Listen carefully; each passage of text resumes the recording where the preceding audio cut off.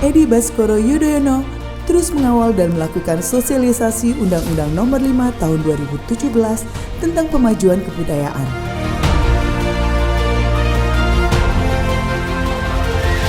Ia serius dan konsisten mengapresiasi budayawan dengan mempromosikan budaya lokal Dapil Jawa Timur 7, baik nasional maupun internasional.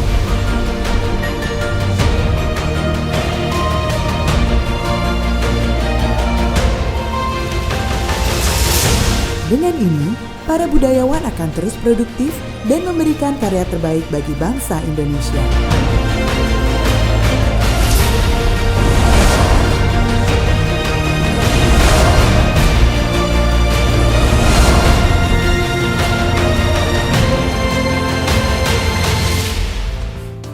Jangan lupa, 17 April 2019, coblos nomor 1 Edi Baskoro Yudhoyono, wis kebukti amanah, peduli, merakyat, bekerja.